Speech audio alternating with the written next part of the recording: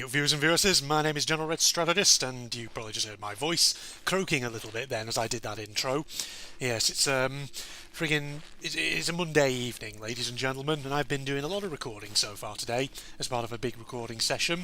So we're back here in the world of Sir, after I basically did a load of recordings for Danganronpa S, and I just fancied actually coming and recording at least one episode of Sir as part of this session, just because I still have things on the brain in terms of things I could talk about, for podcast-style discussion whilst I'm doing this mirror mode challenge. Thing is, last episode, I was talking about, obviously, brain rot content on YouTube. Technically, as when I record this, that video hasn't actually gone out yet on the channel. It'll be doing so in the next day or two, as of when I record. So I haven't seen how it's done in terms of the crazy, silly title that I've given it, but you never know. But it actually, it made me think, when I was actually talking about brain rot content, did I mention the whole phenomenon of content farms, content farming on YouTube? The answer is maybe. Maybe I did. I probably could have just rewatched the video to remind myself whether I actually mentioned it or not. But, I'm too lazy for that. I haven't got time. But content farming, that obviously kind of relates into that whole topic of brain rot content on YouTube. Thing is, as I was sort of showcasing clips in that video, you'll notice obviously I put some text on the bottom of the screen just to try and kind of quantify, what I mean by brain rot content.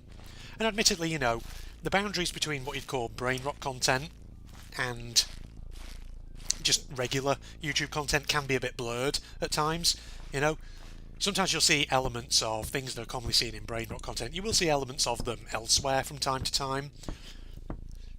But generally speaking, usually something that's brain rot will be a mix of a lot of those characteristics that I mentioned in the in that video. All right, let me just get across to the North Island.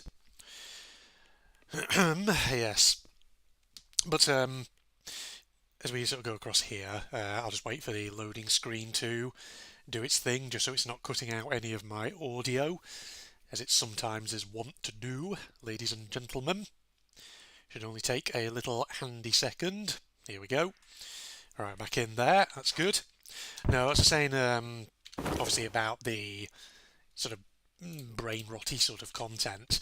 A good way of sort of describing brain rot content, and again, this kind of comes from Saberspark. I know I'm sort of paraphrasing a lot of what he said in this, but a lot of brain rot content that's aimed at children in particular it's like the video equivalent of basically jangling your keys in front of a kid's face to get their attention. So usually it'll be like very loud, pumping, fast, repetitive music, oversaturated, flashing colours, cartoon characters or characters from well-known franchises, not all of which are necessarily appropriate for kids. I mean, the thing is, like, those clips I actually showed in the last video, you see why that might not be appropriate for a kid, right? The fact that it has characters doing not completely sort of, how should I say, explicit dancing, but certainly dancing that has a certain adult quality to it. Some of those characters in there are basically twerking, let's be honest. And you think, for young kids, that's not really appropriate, is it? It's not age appropriate. So, you see what I mean. So basically, consider this episode today as being kind of the brain rot content discussion part 2, to put it that way. It's essentially because I kind of wanted to keep that conversation going, since I couldn't remember whether I really explained certain aspects of brain rot correctly, or whether in my sort of usual way I'd sort of rambled and fluffed it, which is entirely possible. But no, content farms, of course, getting back to that I mentioned a moment ago, which cannot for the life of me remembered if I said about it or not. Part of the reason brain rot content on YouTube is such an issue is because of, well, essentially content farming, which is basically where a channel will just identify franchises and characters that are going really popular, and then they'll just pump out this sort of very low quality, sometimes low effort, low sort of cognitive engagement content, and they'll pump out loads and loads of it really, really fast. And it's just, so much of it is garbage. But that's content farming. channels that basically exist to do that. And good God, like some of them have so many subscribers. Thing is, I refer back to that James Bridle TED Talk that I mentioned in the last video. You should all go and watch that. If you literally just search TED Talk James Bridle, you should find it. It'll be probably the first result.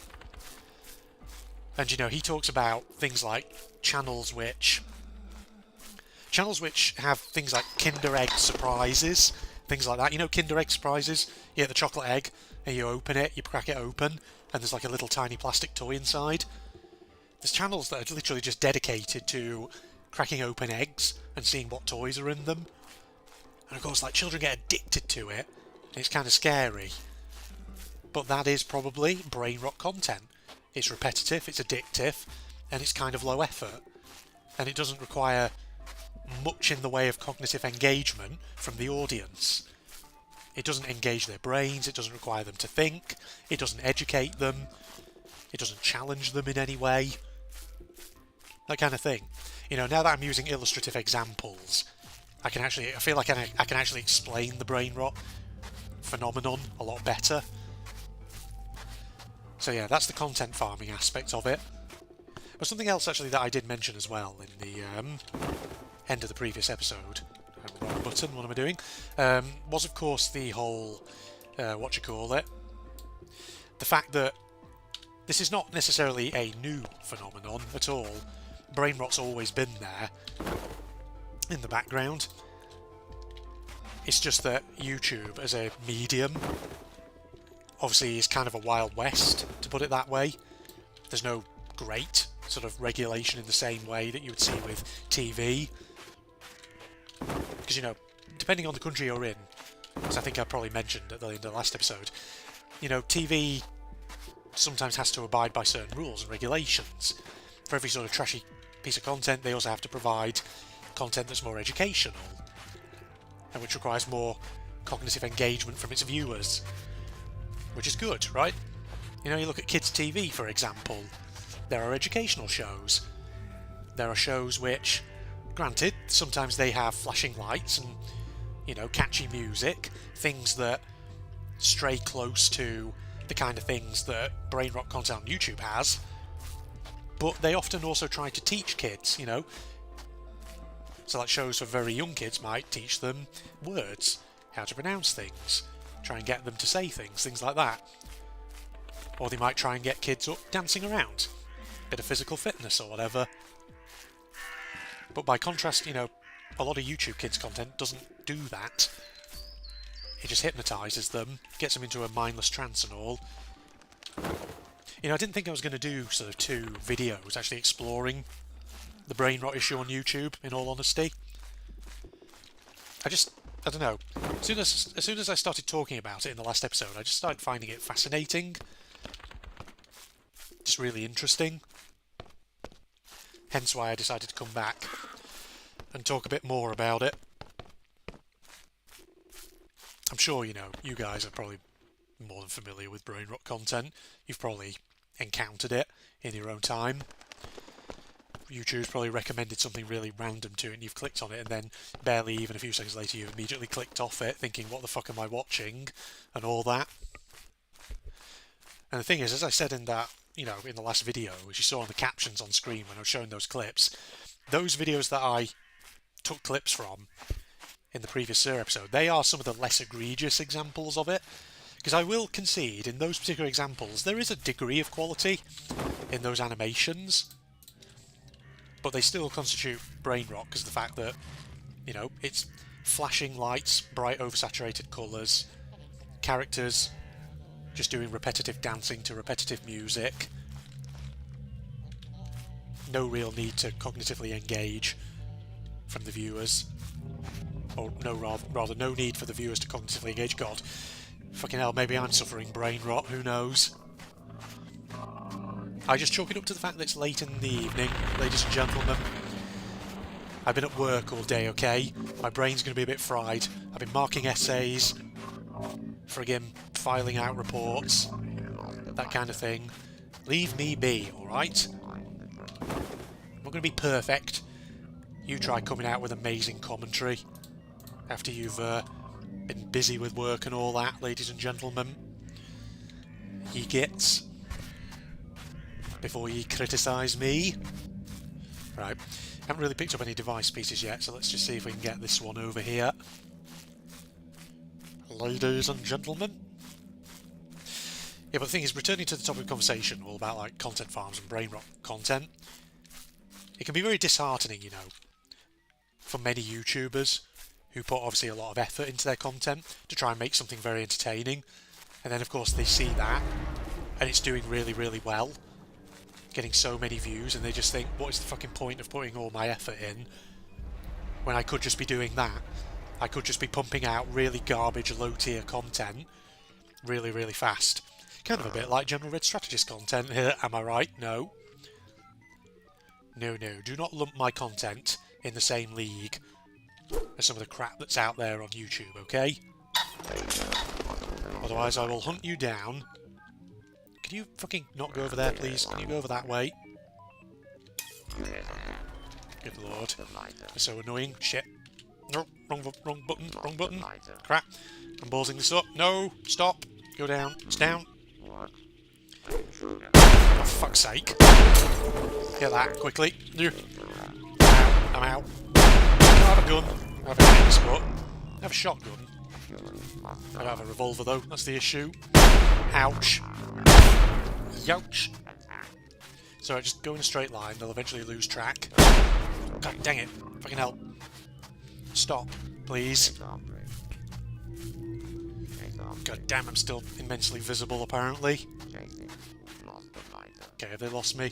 Just keep running for the moment. Oh god. Fucking poacher in that woods. Right. Get my bandage on, because I was bleeding quite heavily there.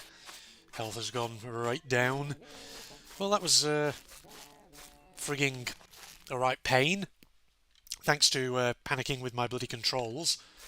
Flipping heck. But we got the device piece, that's what matters.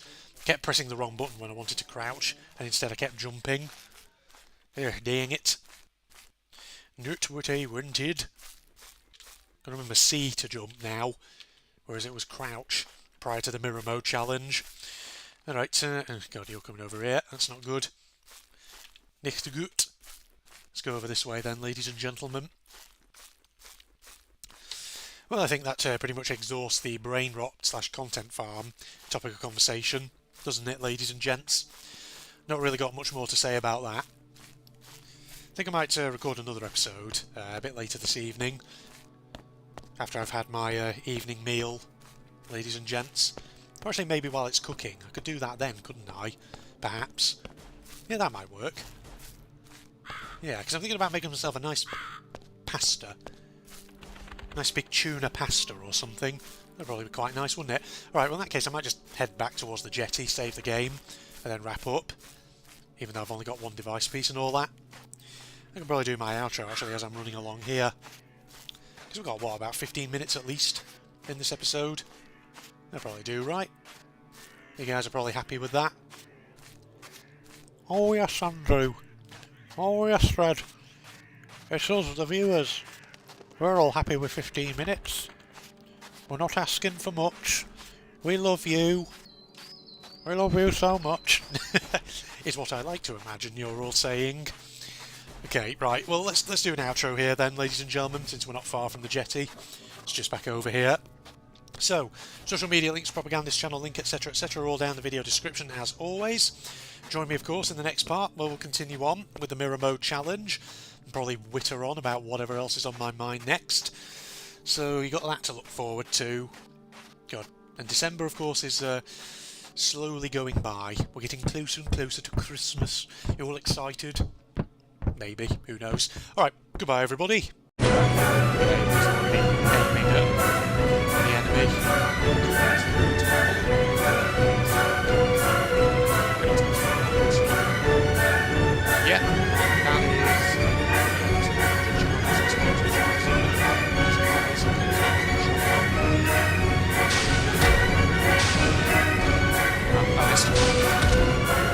Two shots each.